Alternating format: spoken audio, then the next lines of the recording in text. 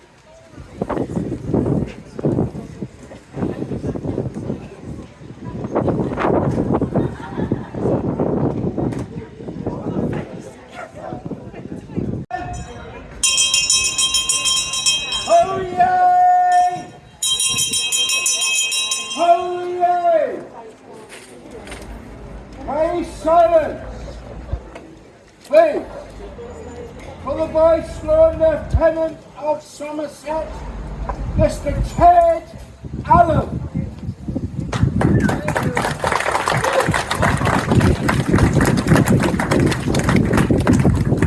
Hi Sheriff, Mr. Mayor, ladies and gentlemen, thank you so much for coming along this afternoon. I'm going to use a microphone because with a little bit of breeze blowing this afternoon, it's probably very appropriate just to use that. Thank you all very much for joining us this afternoon as part of the huge commemoration of events that were the start of the liberation of Europe that took place in Normandy 80 years ago, known to us all as D-Day. Yesterday, I had the privilege of attending the commemoration event at Southsea, Portsmouth, attended by His Majesty the King and Her Majesty the Queen. It was an incredible and emotional spectacle that I had the pleasure to escort 4 cadets and 4 veterans, all from Somerset. There has been significant media coverage as well, and the overarching message, unashamedly, through all the events, is that we must never forget. When thinking back to the Second World War, following the dark days of Dunkirk, the Battle of Britain, and the Blitz, when the threat of invasion was on the minds of every person living on this island, it's not hard to imagine the great sense of hope that was instilled in the British people when the combined armies of the British Commonwealth and the United States gathered under the supreme commander of the Allied forces, Major General Dwight Eisenhower, to push back against Hitler and Mussolini. Following the first campaign of the brutal battles of North Africa, which were in 1942-43, the second was the Allied invasion of Normandy in 1944, the 6th of June, D-Day. As we gather on that date, 80 years later, to acknowledge those brave men who took part in the Normandy landings, and, in particular, those who sadly lost their lives or were savagely injured. We may also wish to spare a thought for those left behind, those families deeply worried about their loved ones, their husbands, their fathers, brothers and sons. And in fact, even in Glastonbury, there were Americans billeted in the assembly rooms for quite a while, and there is no doubt that those men would have been taken down to Portsmouth, probably, and were involved in that invasion process. And while war raged on Utah, Omaha, Gold, Juneau, and Sword beaches, life at home continued. People went about their business doing the ordinary, everyday things that we still do today. But constantly, they were holding their loved ones in their minds. They had no idea what was happening to them.